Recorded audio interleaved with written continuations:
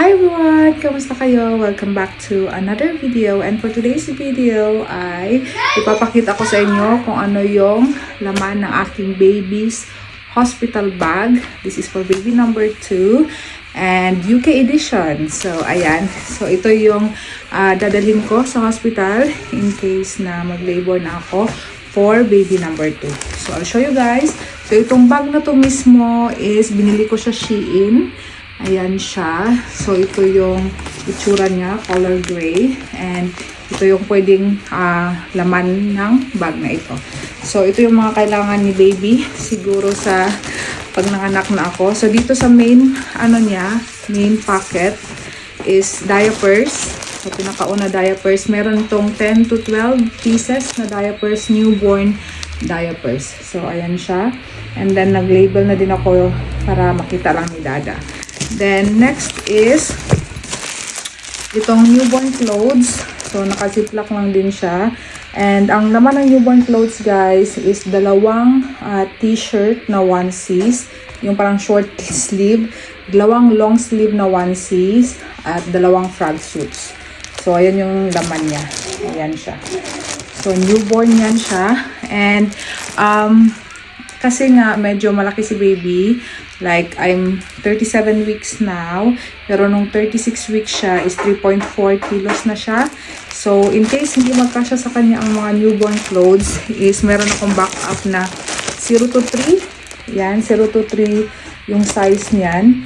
So, meron tong same, dalawang short sleeve na onesies, dalawang long sleeve, at saka dalawang frog suits. So, ayan siya. Or tinatawag dito na baby grows. Ayan. And then, yan.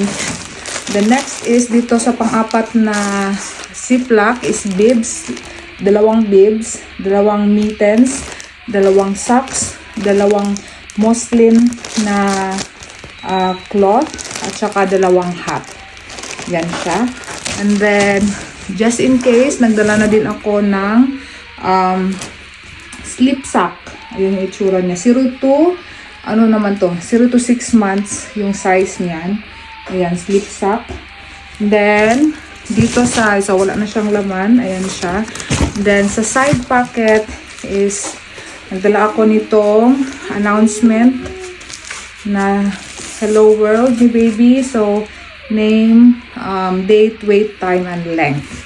So, nasa side pocket lang siya nitong bag natin. And then, sa other side pocket is yung, ayan siya, going home outfit ni baby. So, dalawang pair din yung dinala ko just in case. Pero, same sila, same, isang pang newborn at saka isang 0 to 3. So, ayan siya. Yan.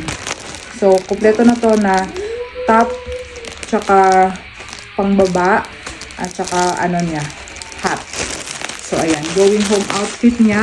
Sa gilid ko lang siya nilagay. So, yan, yung laman ng main. And then, sa gilid, is meron tayong pa-wipes dito. Pampers yung brand. So, ayan. Ang ganda lang nito kay pang-wipes lang talaga kasi may zipper. Oh. Just in case. Ayan. And then, dito naman sa likod, meron pa sang pabulsa sa likod is itong changing mat ni baby. Ayan. Just in case magamit namin siya. Ayan. Hindi ko sure kung magagamit talaga to, but nagdala na din ako in case na kailangan. And then, next is itong sa other side naman is nagdala ako ng pacifiers. So, 3 yung laman nito. Iba-ibang klase ng pacifier. And then, dito is itong sound machine for baby. Ayan. And then, dito naman sa harap na pocket is itong cotton wool. Ayan. Nabawasan na siya kasi yung kalahati nito nasa taas. And then, meron tayong pa-comb for baby. And then, plastic para sa maduduming damit. Ayan. And then, plastic para sa diaper. Ayan siya. And then, ito naman is, just in case kailangan, nail file for baby. And then, dito naman, barrier cream at saka itong Sudocrem. So, ayan siya. And then, dahil hindi na magkasya dito yung para kay baby, nagdala ako ng blanket. Ayun, para pag-uwi niya. Kasi medyo malamig na dito. At saka yung knitted na blanket. So, nandun siya sa maleta kasama ng mga essentials ko. And then, isa pa is itong, in case malamig talaga yung pag-uwi namin, yung snowsuit na sinasabi. So, ayan. Sana kasya to sa kanya kasi hanggang, ano lang to, ilang timbang lang nito. Sabi dito, hanggang 2.7 kilos. 3.4 na si baby. Pero, may extra naman ako just in case. So, ayan. Ayan siya. And then, dito nga guys, is ito lang yung finalo ko for baby. Kasi may checklist sa NHS website. So, what to pack for baby. So, ayan siya. Ayan yung mga finalo ko na pinak ko sa kanya for baby number 2. So, ayan lang guys, ang aking baby's hospital bag. And then, sana walang kulang. Mas okay na sumobra kaysa kulang. So, ayan. Normally, pag nanganak ka, example ngayong gabi, kinabukasan, uwi ka na. Parang 24 hours lang talaga yung pag-admit dito. But God willing, all will be smooth and well.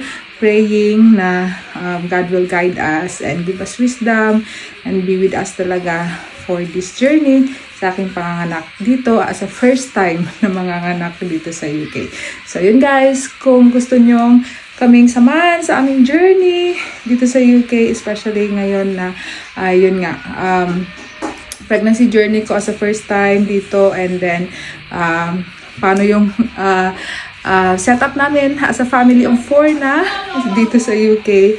And so ayun, kung gusto niyo mga ganong videos or gusto niyo kaming subaybayan, please follow us dito sa aming page. So ayun guys, thank you so much for watching and I'll see you on our next one. Bye bye, God bless, ingat kayo.